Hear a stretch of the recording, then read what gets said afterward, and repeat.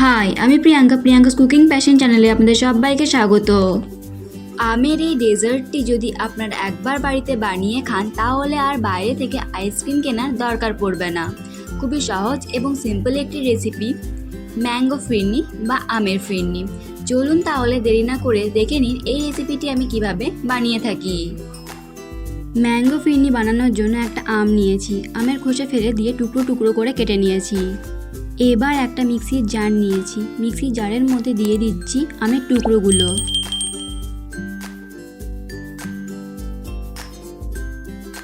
এবার এটা খুব ভালো করে ব্লেন্ড করে নেব। ভালো করে ব্লেন্ড করে একটা স্মুথ পেস্ট বানিয়ে নিয়েছি। 2 চামচ চাল আমি আগে থেকেই ভিজিয়ে রেখেছিলাম। ফিরনি বানানোর জন্য অতি অবশ্যই চালটাকে আপনাদের ভিজিয়ে রাখতে হবে। আপনারা যদি চালটাকে ভিজিয়ে না রেখে ডাইরেক্ট পেস্ট করে নেন সেক্ষেত্রে ফিরনির টেক্সচারটা ভালো আসবে না।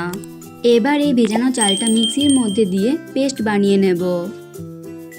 আমি চালটাকে ফাইন পেস্ট করব না, একটু যাতে দানা দানা থাকে সেইভাবেই পেস্ট করে নেব।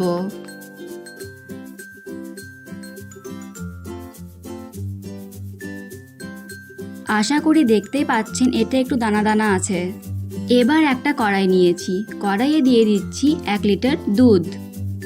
কড়াইয়ে দুধটা দেওয়ার পর আপনারা গ্যাসের ফ্লেমটা অন করবেন।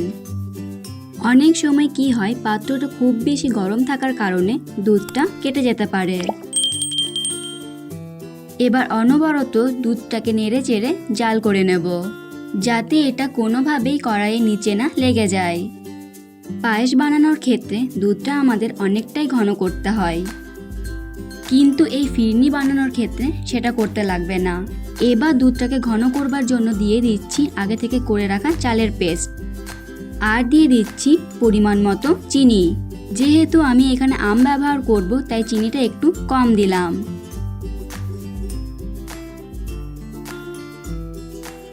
প্রায় 4 থেকে 5 মিনিট ভালোভাবে নাড়াচাড়া করলে চিনিটা গলে যাবে।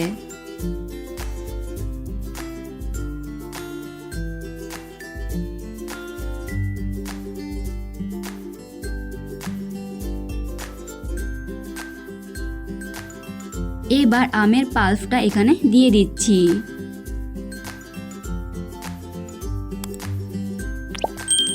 এবার এই সব কিছুকে ভালোভাবে মিশিয়ে নেব।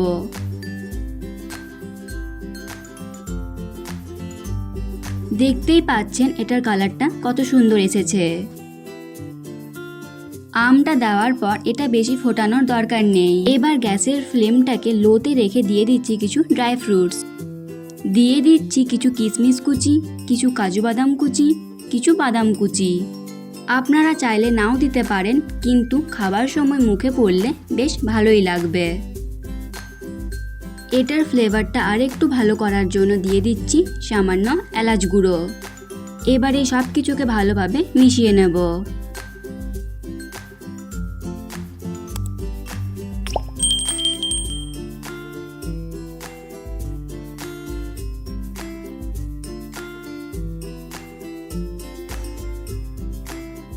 এবার গ্যাসটা বন্ধ করে দেব।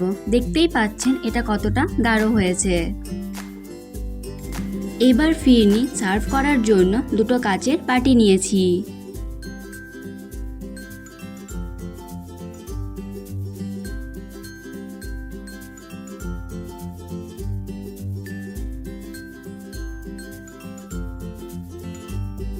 এবার কিছু ড্রাই ফ্রুটস দিয়ে গার্নিশ করে নিচ্ছি। আপনারা অবশ্যই এটা একবার বাড়িতে তৈরি করে দেখবেন, এটা খুব সহজেই তৈরি হয়ে যায়। এবার ফিরনিটা সেট হওয়ার জন্য 2-3 ঘন্টা ফ্রিজে রেখে দেবো। 3 ঘন্টা পর ফিরে এলাম। আশা করি দেখতেই পাচ্ছেন এটা কত সুন্দর সেট হয়ে গেছে। এই রেসিপিটি আপনাদের কেমন লাগলো অবশ্যই কমেন্ট করে জানাবেন। ভালো লেগে থাকলে লাইক এবং শেয়ার করবেন। আমার চ্যানেল সাবস্ক্রাইব করার অনুরোধ রইল এবং পাশে থাকা বেল আইকনটি অন করে দিন আরও নতুন নতুন ভিডিওর আপডেট পাওয়ার জন্য। আজ এই পর্যন্তই।